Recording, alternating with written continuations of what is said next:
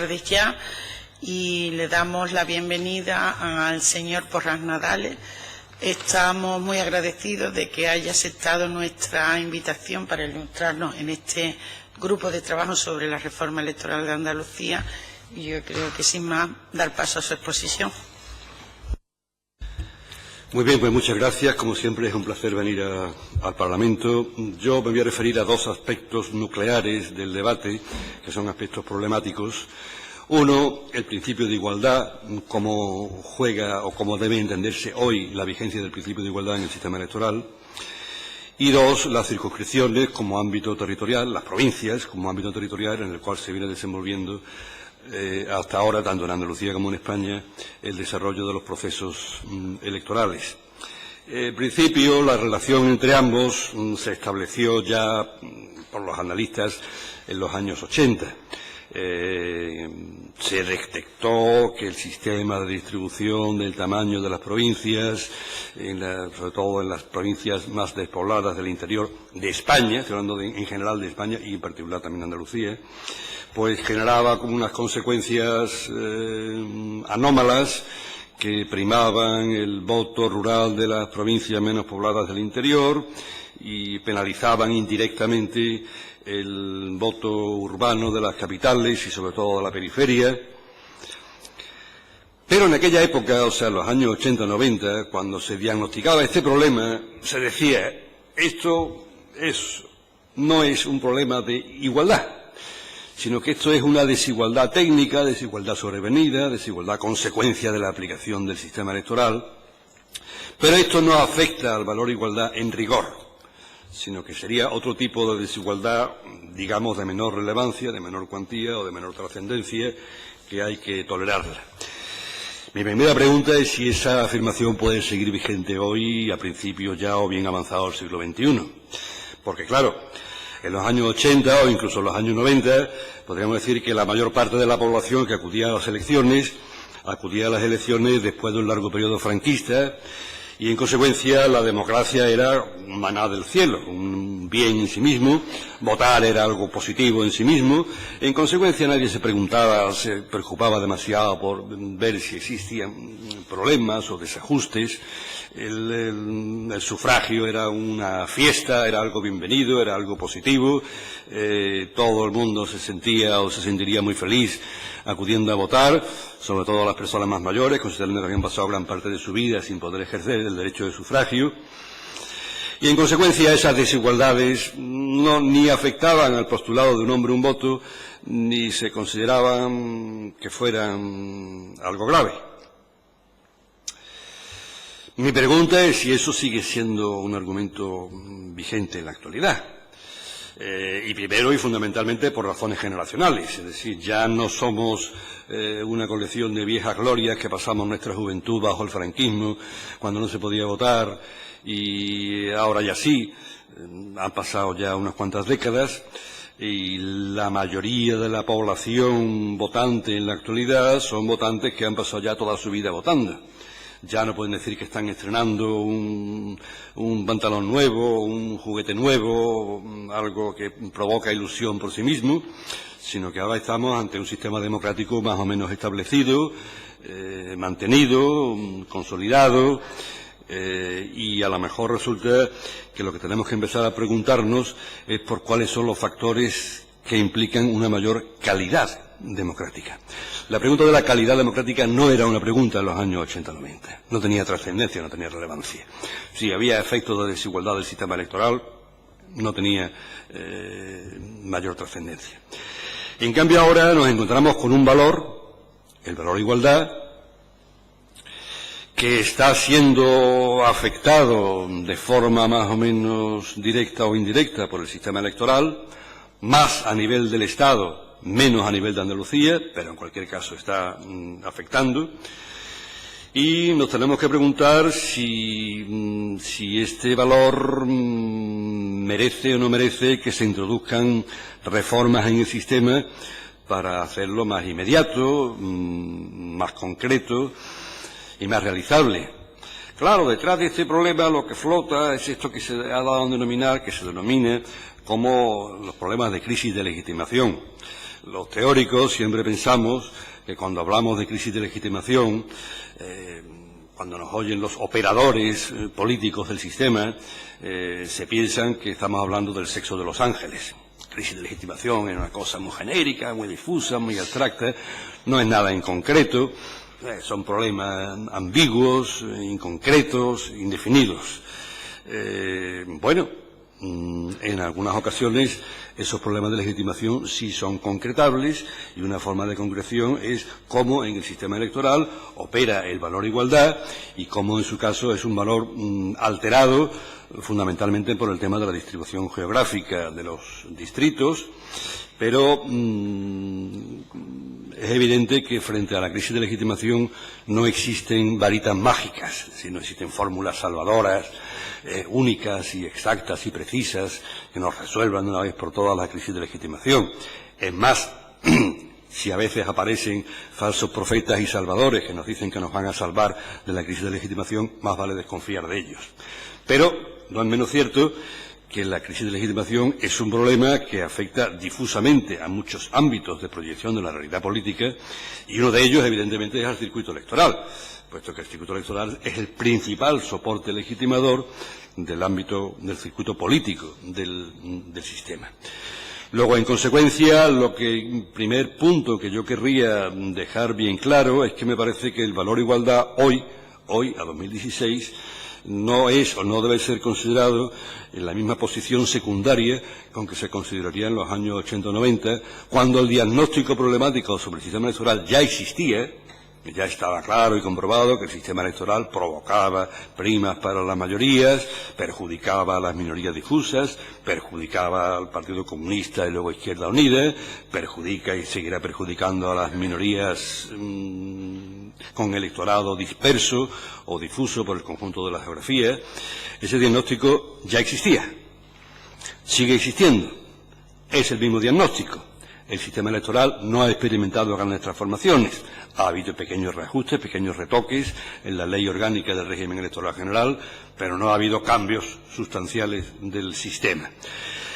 Tampoco quiero decir que haya un mecanismo que permita transformar por completo el sistema electoral y hacerlo perfectamente legítimo y suplementar de esta forma a la crisis de legitimación, pero sí es cierto que si profundizamos en una búsqueda de mayor igualdad personal en el voto, en ese caso estaremos moviendo la nave de nuestro sistema político a favor de esos valores, en este caso del valor igualdad, de igualdad del voto, y de esta forma estaremos tratando de suplementar la crisis de legitimación más o menos difusa del sistema.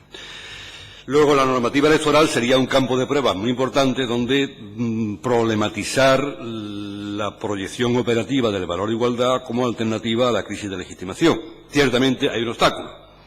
El obstáculo fundamental es que las elecciones se dimensionan en clave territorial, por circunscripciones.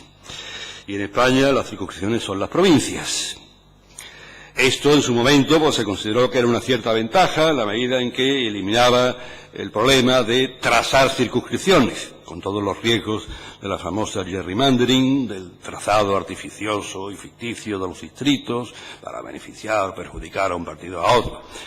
Se decía, como en España ya tenemos unas circunscripciones que son las provincias, pues no hay que preguntarse o no hay que plantearse el ámbito problemático de cómo trazar los distritos. Ya están trazados, ya están hechos.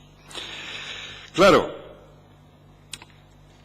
eso era una ventaja, pero había una pregunta que seguramente no nos hacíamos o no nos queríamos hacer, ni siquiera nos queremos hacer. Y la pregunta es, bueno, ¿y esto de las provincias de dónde viene? ¿Esto de dónde es? ¿Esto qué es lo que es?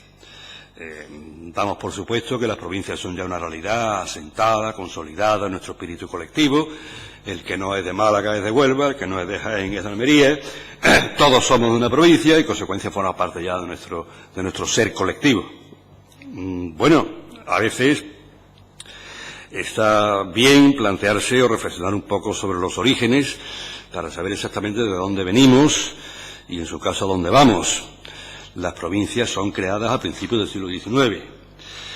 En aquella época ni existía tren, ni existía motor, ni existían carreteras, ni existía telégrafo, ni existía teléfono, ni mucho menos existía internet, ni televisión, ni radio, ni ninguno de los circuitos de comunicación que se supone que hoy, en el siglo XXI, unifican el territorio. O sea, por decirlo así, era un modelo primitivo de gestionar el territorio, en una época que carecía por completo de comunicaciones. En la medida en que ese modelo de distribución territorial se ha mantenido, pues ha ido siendo más o menos internalizado colectivamente, pero la pregunta que tendríamos que hacernos es si esa distribución del territorio primitiva o premoderna o precivilizada, me atrevería a decir, si eso es o sigue siendo un mecanismo adecuado para articular la representación política. Porque, claro, existe a veces la concepción equivocada, que conviene revisar siempre, de que la representación es una representación de territorios.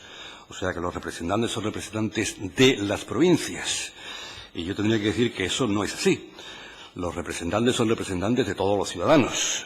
Son elegidos a través de las provincias, pero no son los representantes de las provincias. Yo el ejemplo más claro lo vi no hace mucho, leyendo a Roberto Scarciglia, un profesor italiano, que recordaba el caso, que yo no lo conocía, de la guerra franco-prusiana, 1870. Prusia ataca a Francia, Napoleón III es derrotado, ocupan el territorio, se quedan con Alsacia y Lorena, y cuando va a reunirse la Asamblea Francesa, los diputados, que eran diputados de Alsacia y Lorena, comparecieron ante la presidencia con sus cartas de dimisión. Le dijeron, como ya no existe Alsacia y Lorena en Francia, nosotros dimitimos. El presidente de la Asamblea sometió a dictamen la solicitud y les contestó diciendo, ustedes han sido elegidos representantes de la nación francesa, y la nación francesa sigue existiendo. En consecuencia, ustedes siguen siendo representantes. Ustedes no son los representantes de Alsacia y Lorena, sino los representantes de la nación francesa. En consecuencia, a veces hay que insistir en que los representantes no son los representantes de las provincias, sino los representantes del conjunto del cuerpo electoral, del conjunto del pueblo español, elegidos a través de las provincias. Claro, estas estructuras creadas en el siglo XIX, en una etapa precivilizatoria o predesarrollada o prehistórica casi, que han sido internalizadas colectivamente, son realmente las estructuras a través de las cuales en el siglo XXI debemos seguir proyectando la dimensión territorial de la representación. En mi opinión, rotundamente no. En mi opinión, las provincias son estructuras arcaicas, desfasadas, atrasadas, que habría que haber superado hace ya mucho tiempo, que están demostrando su impacto negativo sobre la realidad, que están generando una política localista, provinciana, cateta. Concretamente, me parece que en Andalucía las provincias son los principales obstáculos a la eficacia de las políticas públicas desarrolladas desde el gobierno regional. Muchos programas que se diseñan desde la Junta de Andalucía para proyectarse sobre el territorio se diseñan correctamente, se planifican satisfactoriamente y cuando llega el proceso de implementación fracasan. Fracasan porque en las provincias son embarrancados esos programas, su proceso de implementación es frenado, es limitado y, en consecuencia, son instrumentos negativos. Claro, evidentemente hay que decir, son instrumentos que están en la Constitución, por supuesto. Si no tocamos la Constitución, si respetamos la Constitución, lo único que cabe hacer, en consecuencia, es redistribuir el tamaño de la representación que se atribuye a cada provincia, redistribuir el número de diputados por provincia. Es lo único que se puede hacer en una estructura, digamos, de conservación de la realidad existente.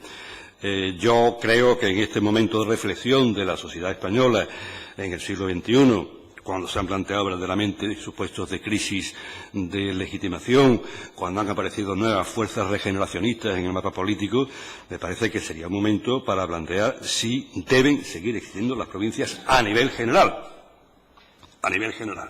Creo que está suficientemente demostrado que son estructuras desfasadas, arcaicas y no operativas. Otra cosa es que exista, sí, un proceso de identificación colectiva y todos nos sintamos o sevillanos o albaceteños o almerienses. La identificación colectiva no tiene por qué ser el instrumento de proyección de la representación a nivel territorial. Claro, en la medida en que existen las provincias, pues el problema del tamaño se convierte evidentemente en un factor condicionante de la representación. En el caso de Andalucía, en concreto, en la medida en que los distritos electorales, tal como existen, son suficientemente grandes, pues esos problemas no se producen con la misma intensidad que se producen para el conjunto del Estado español.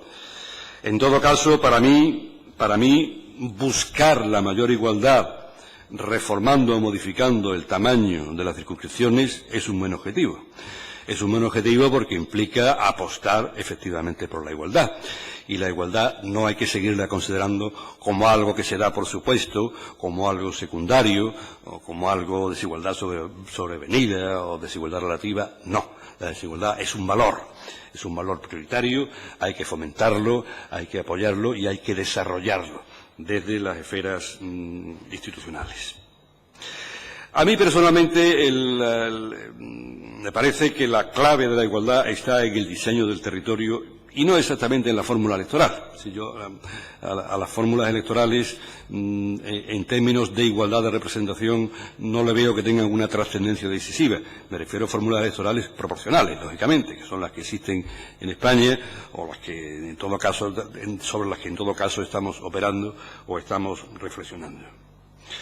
Claro, la pregunta con la que voy concluyendo, las preguntas con las que voy terminando, es, podemos tener claro qué habría que reformar para enfrentarse a la crisis de legitimación, podemos tener claro qué focos, qué puntos focales habría que abordar para hacer más efectivo el principio de igualdad, podemos tener claro qué tipo de estructuras territoriales no son válidas para el siglo XXI, aunque lo fueron a lo mejor para el siglo XIX, pero es cierto que en la dinámica política y sobre todo en la dinámica electoral hay una considerable fuerza inercial. Es decir, las estructuras del pasado tienden a reproducirse, tienden a mantenerse, tienden a continuarse, se contemplan como realidades desproblematizadas y a veces incluso desde cierto sector de la doctrina pues este fenómeno es aplaudido en el sentido de que existe tradición, continuidad, consolidación. No hay más que ver cómo hablan los ingleses, por ejemplo, de su sistema electoral. Se ponen muy orgullosos de nuestro sistema que lleva siglos funcionando. El hecho de que un sistema lleve siglos funcionando no quiere decir que sea el mejor sistema. Más bien, desde ciertas perspectivas, el sistema inglés es el peor de los sistemas electorales posibles. Pero la dinámica inercial, la dinámica de continuidad histórica, pues a veces, para algunos, considerado como un valor en sí mismo. ¿Hasta cuándo en España debemos dejarnos llevar por esa inercia de continuidad? Que lo que se estableció en el modelo transicional inmediatamente antes de la Constitución, posteriormente se incorporó a la Ley Orgánica del 85, posteriormente ha sido replicado a nivel autonómico en la legislación electoral. ¿Hasta qué punto ese modelo es un modelo que deba seguir manteniendo su continuidad porque asegura estabilidad, porque asegura unas reglas de juego conocidas, previsibles? O por el contrario, hay que intentar encarar el problema de resolver los déficits de legitimación, apostar por el reforzamiento de ciertos valores, como el valor igualdad, y introducir reformas. A mí me parece que esta reflexión, yo estoy pensando lógicamente en clave de sistema electoral, pero me atrevería a ser valiente, si me lo permiten, y decir que esta sería una reflexión que habría que plantear para el conjunto del sistema autonómico, porque no tenemos claro en estos momentos si el sistema autonómico está generando, después de muchos años de vigencia, desigualdades flagrantes entre ciudadanos que no deberían existir. Y esto no nos lo planteamos como una cuestión problemática, porque damos por supuesto que el sistema autonómico ya está establecido de una vez para siempre.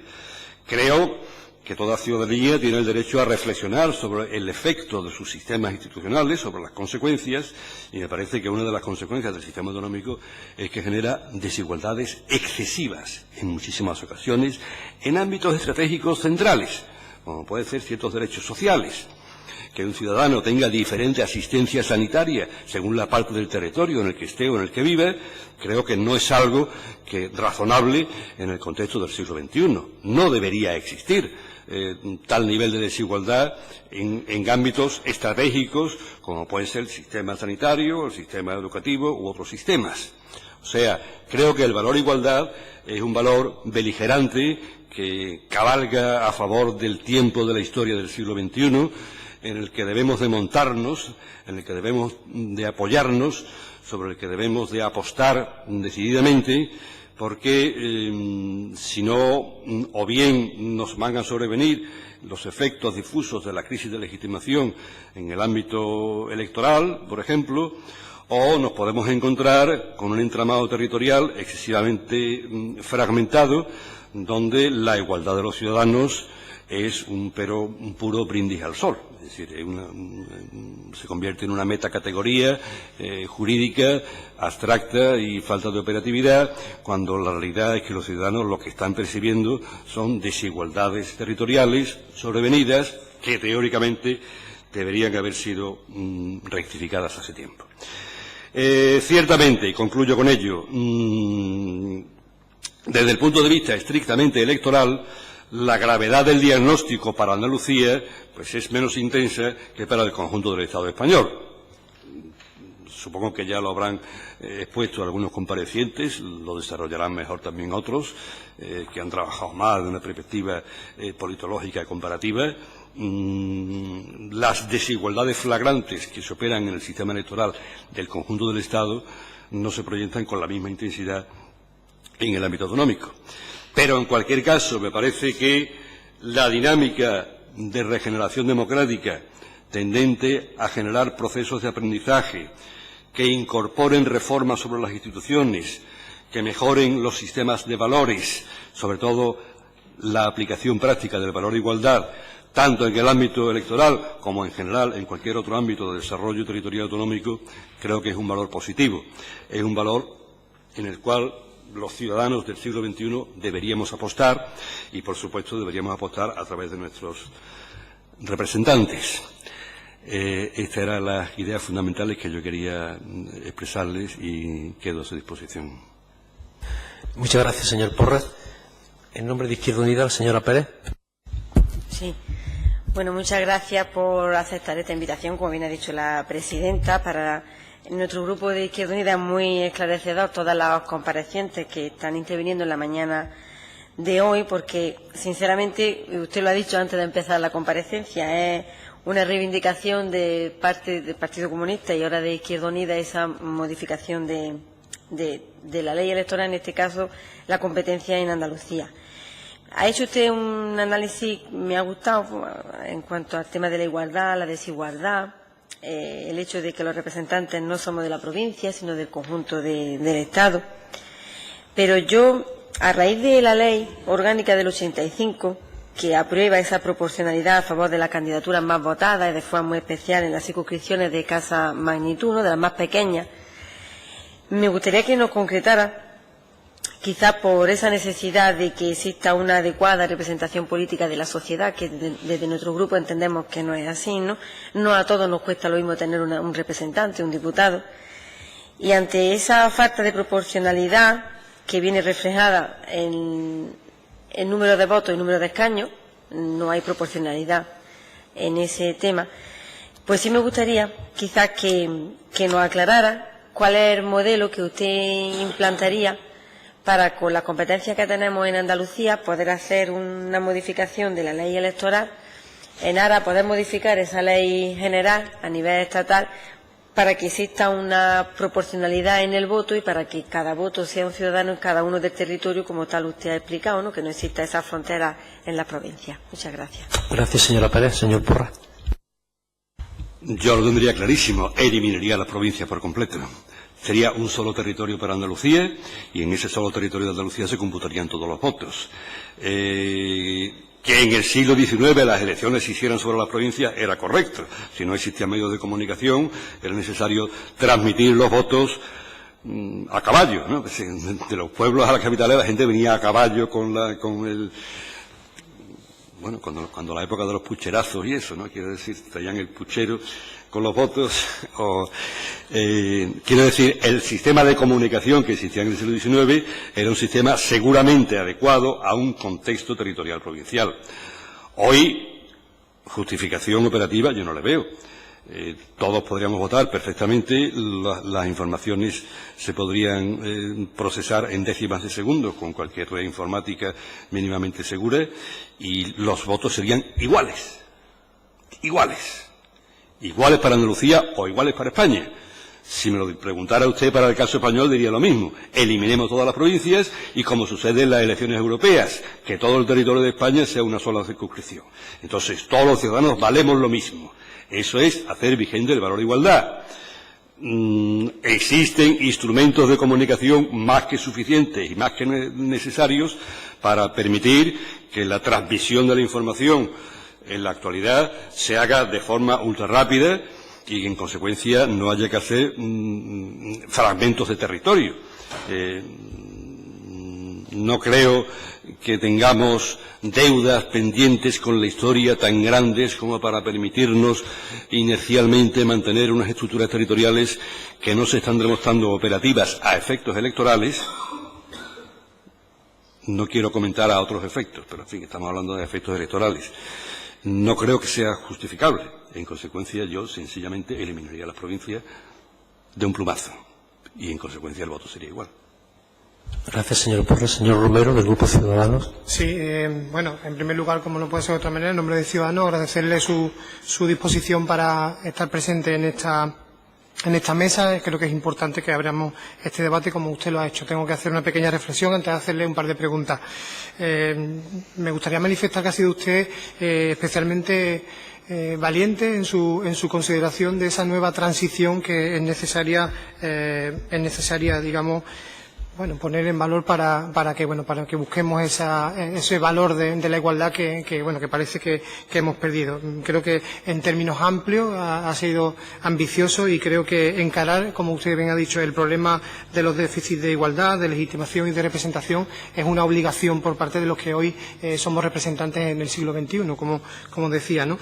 Y en ese sentido yo quería preguntarle que y en este concepto de un ciudadano un voto, de búsqueda de una mayor proporcionalidad y de esa libertad de voto que también se ha hablado anteriormente, si de alguna manera algo que se está recurriendo aquí de forma permanente, si se rompe esa gobernabilidad o si es incompatible con la gobernabilidad, o estamos hablando quizás de voluntades políticas o de intereses que no se ponen de manifiesto sobre la mesa y se encubren en esa palabra un poquito más compleja que es la gobernabilidad, ¿no? Y en segundo lugar, si nosotros hacemos prevalecer de alguna manera en los derechos de los ciudadanos antes que los derechos de los territorios, no estamos a su vez y de forma tácita también haciendo prevalecer los derechos de los territorios, como bien usted más o menos ha manifestado. Gracias, señor Romero. Señor Porras. Se ha dicho siempre que la gobernabilidad era el principal factor que justificaba, en su caso, la existencia de sistemas electorales de tipo mayoritario, porque aseguran mayorías estables, oposiciones constructivas, la tradición bipartidista británica, la inercia, digamos, del modelo anglosajón como el modelo ideal. Yo, en fin, discrepo frontalmente de esos argumentos. Creo que los sistemas electorales proporcionales han demostrado suficientemente en Europa, a nivel comparado, durante todo el siglo XX, la posibilidad de una adecuada gobernabilidad, porque hay una tradición larga y extendida de gobiernos de coalición en la mayor parte de los países europeos. Claro, resulta que cuando en España nos enfrentamos a la hipótesis de gobierno de coalición, parece que nos estuviéramos enfrentando a la hipótesis de gobernar coaligados con marcianos, sobre una hipótesis absolutamente alucinante, como si eso fuera imposible. Yo no creo que sea en absoluto imposible que en España exista en gobierno, creo que nos ha dado un cierto prurito o un cierto miedo escénico o un cierto prejuicio de decir nosotros no tenemos cultura, en España somos españoles, ya se sabe, los europeos porque somos civilizados, los holandeses, los daneses somos civilizados, como somos civilizados ellos hacen coaliciones y nosotros que somos medio salvajes y medio moros no hacemos coaliciones. Yo ese argumento no lo comparto en absoluto. No me parece que los españoles seamos culturalmente más atrasados que el resto de otros países de Europa, en absoluto. Creo que esto es cuestión, digamos, de ejercitarse. Deberíamos haber puesto ya en ejercicio experiencia de gobiernos de coalición y la propia dinámica inercial nos estaría demostrando que los gobiernos de coalición son favorables, son positivos, son incluso mejores que los gobiernos monocolores. Y así seguramente no estaríamos en una situación como la que estamos, en la que parece que los representantes en el Congreso están echándonos sobre la cabeza de los ciudadanos la responsabilidad de formar gobierno. Como usted no ha votado adecuadamente en la anterior elección, vote ahora de otra manera, porque así se podrá formar gobierno adecuadamente. Eso es llamarnos, con perdón, llamarnos tontos a los ciudadanos. Los ciudadanos ya hemos votado 2 veces, con toda reflexión y con toda claridad. Es ahora responsabilidad de los representantes formar gobierno. En consecuencia, no creo justificable que el argumento de la gobernabilidad sea el argumento utilizable para romper con los modelos proporcionales. Los modelos proporcionales se han asentado bien en Europa. Hay países como Austria, como Dinamarca, como Holanda, como los países nórdicos, donde han demostrado reiteradamente y hasta la saciedad unas experiencias positivas y constructivas de gobierno de coalición sobre la base de sistemas proporcionales. Yo, en la relación ciudadano-territorio, lo que creo es que el territorio lo que no debería es ser un obstáculo a la proyección de igualdad de la ciudadanía sobre la representación. Es cierto que el territorio puede ser útil para otras cosas. Hay ciertas políticas intervencionistas que se diseñan mejor a nivel territorial. No estoy seguro de que a nivel provincial. Por ejemplo, todo el mundo sabe que cuando la Junta de Andalucía ha tenido que diseñar su sistema sanitario, su sistema de hospitales, ha operado sobre áreas territoriales comarcales y no provinciales. O sea, el territorio a veces es necesario para ciertas cosas, para desarrollar políticas intervencionistas, ciertamente. Pero, por decirlo así, el territorio debe ser una variable funcional adecuada a la política que se quiere hacer y no a la inversa. No ser un factor que bloquee ciertas políticas o ser una variable a priori que elimina la eficacia intervencionista de los poderes públicos. Gracias, señor Porras. Señora Gómez, del Grupo Podemos. Bueno, pues felicitar al compareciente. Ha sido un auténtico placer escucharlo, como siempre, como esperaba. Y, bueno, decirle que me interesa mucho todo lo que ha dicho, y en particular lo de las provincias. Yo creo que hay que ser valientes y que no hay otra opción ahora mismo que plantearnos la reforma de la circunscripción, porque realmente es lo que, además, demanda la ciudadanía en un momento en que se está poniendo en cuestión y en jaque todo el sistema. Claro, las consecuencias de no atender a eso, bueno, pues no sabemos dónde nos van a llevar, pero está claro que estamos en un momento que yo creo que hay que moverse, y hay que moverse para avanzar, no para hacer 4 retoques, sino para hacer reformas valientes. Creo que el Parlamento de Andalucía podríamos hacer esa reforma y además dar pasos en ese sentido. Por tanto, reiterar mis felicitaciones, decirle que me ha encantado y por lo menos aquí ya tiene una convencida de la circunscripción única después de su intervención. Muchas gracias.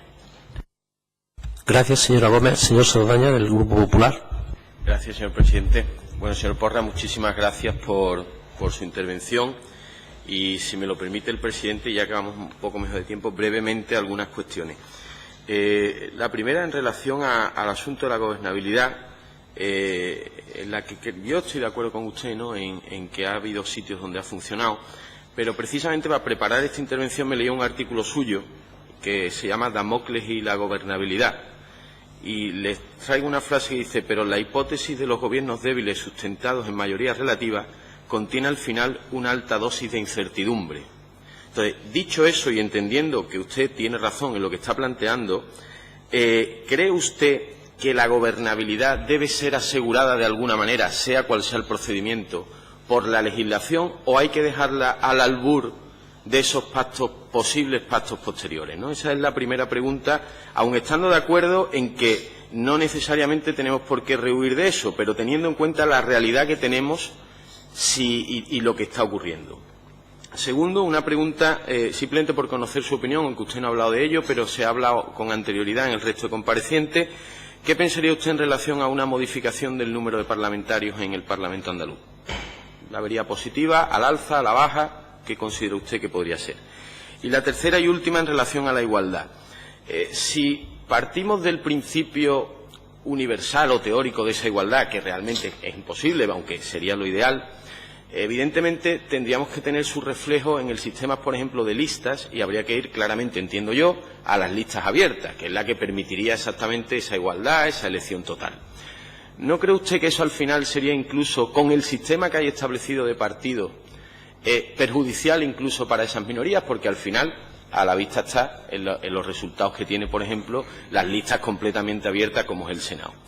Dicho esto, y termino, si hay que hacer una transición para esa cultura de los posibles pactos, acuerdos y demás que puedan asegurar esa gobernabilidad por los acuerdos, entiendo que también habría que hacer una transición para otro tipo de cultura, ¿no? Como es el tema de las listas, y que por lo tanto ni una ni otra en todo caso podría ser inmediata, porque una favorecería a los partidos minoritarios, pero la otra claramente perjudicaría a los partidos minoritarios. ¿Cómo cree usted que se puede hacer esta transición?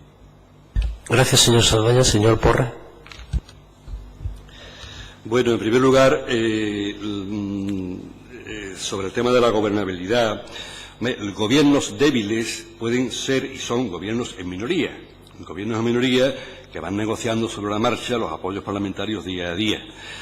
Los gobiernos de coalición no son gobiernos débiles, son gobiernos estables con coaliciones para toda la legislatura. Entonces, a mí me parece que habría que haber ensayado y ejercitado en España desde hace tiempo ya, digamos, la gimnasia, el músculo de las coaliciones, porque creo que esto es una cuestión que lo da la práctica. Pero si nos dejamos llevar por el miedo escénico, decir, no, yo gobierno solo, yo ya negociaré, yo ya veré, yo solo, yo no quiero compartir. Me parece que esto nos está, digamos, manteniendo en una especie de, digamos, de subcultura de las coaliciones o de atraso cultural en términos de coalición. Creo que hubiera sido positivo y conveniente, desde las primeras oportunidades que hubiera habido, ensayar coaliciones de gobiernos estables que no son débiles. Los débiles son los gobiernos de minoría, que se buscan la vida y que van negociando.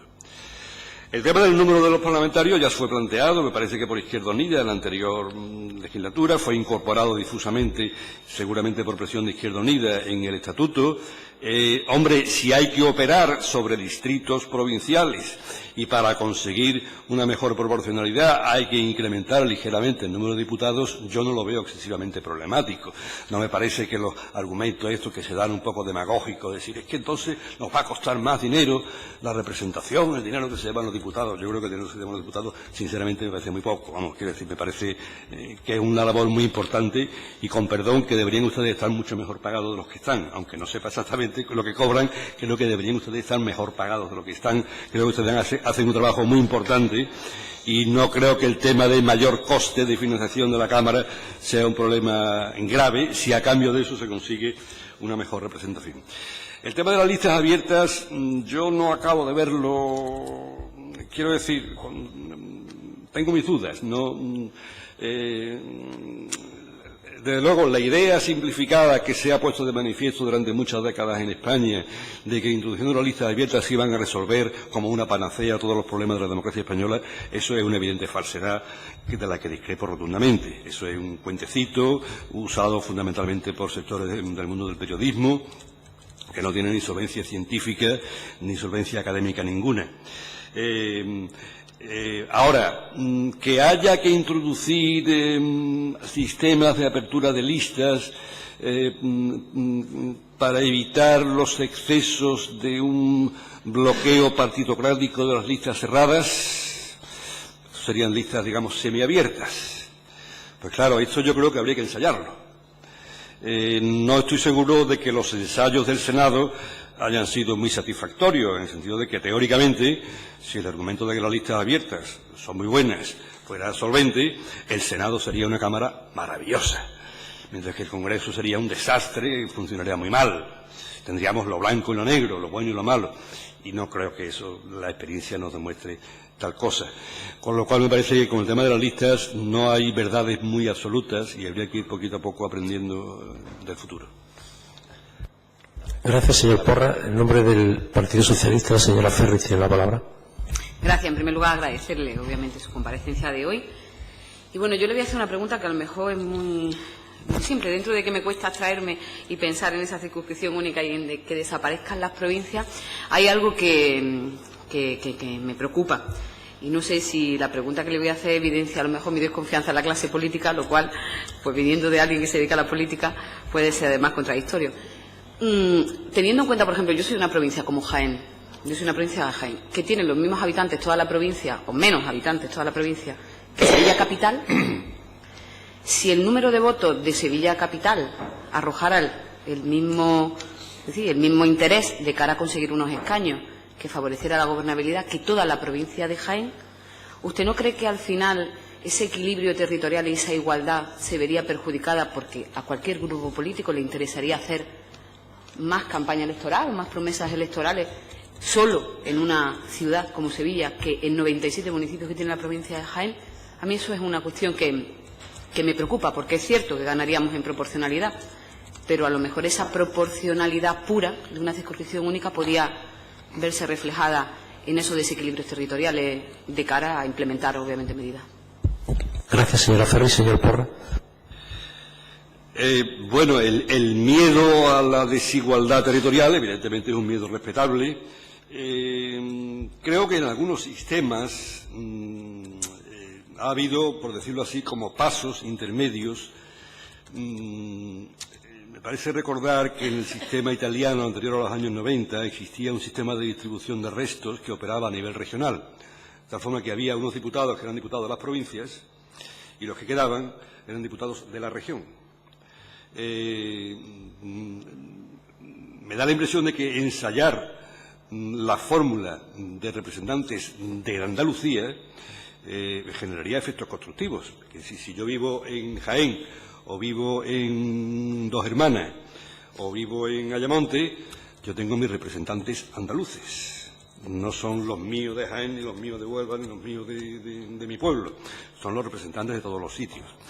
A mí lo que me preocupa, o me ha preocupado durante mucho tiempo, es más bien lo inverso. O sea, a saber, el hecho de que las políticas para todo el territorio de Andalucía que se diseñan por la Junta de Andalucía, en la práctica son visualizadas, dimensionadas y a veces bloqueadas a nivel provincial.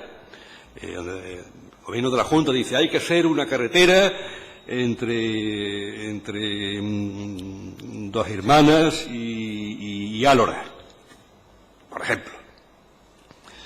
Una carretera esencial para Andalucía.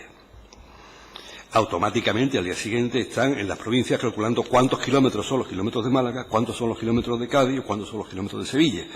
Y entonces, para dimensionar provincialmente qué volumen provincial del proyecto es el de cada provincia. A mí me parece que eso es un error. Si en la Junta de Andalucía se decide un día que hay que hacer una carretera entre Dos Hermanas y Álora por razones sustanciales para el territorio de Andalucía, medirlo en clave provincial, como se mide cotidianamente, no ya me refiero por la clase gobernante política, sino por los propios periodistas. El periodista al día siguiente diría, de esta carretera, tantos kilómetros son sevillanos, tantos son gaditanos, tantos son malagueños. Y ya nos estarían midiendo en clave provincial una realidad que en realidad no debería de medirse en clave provincial. Y entonces me parece que eso sí es una experiencia que durante años ha venido demostrando efectos negativos, en mi opinión, en Andalucía, para las políticas intervencionistas. Y entonces eso es lo que verdaderamente me preocupa porque ha venido bloqueando el grado de eficacia alcanzado por las instituciones públicas andaluzas. Muchas gracias, señor Porra. Agradecemos su comparecencia en este grupo de trabajo. Si tiene alguna documentación que nos quiera hacer llegar relacionada con el tema, se lo agradeceríamos. Gracias.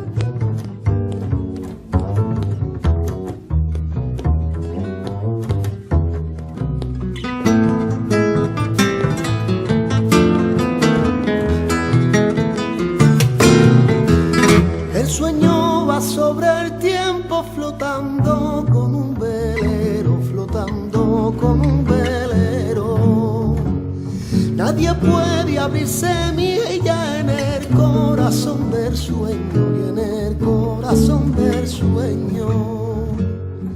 El sueño va sobre el tiempo, hundido hasta los cabellos, hundido hasta los cabellos. Ayer y mañana come oscuras flores de duelo, oscuras flores de duelo. El sueño va sobre el tiempo flotando como un velero, flotando como un velero.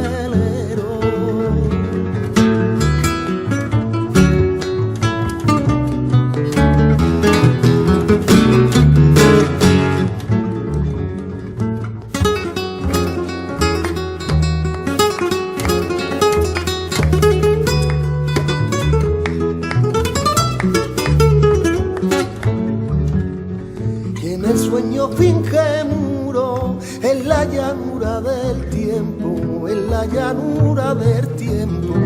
El tiempo hace creer que nace en aquel momento, que nace en aquel momento. El sueño va sobre el tiempo flotando como un velero, flotando como un velero. Nadie puede abrir semilla en el corazón del sueño y en el corazón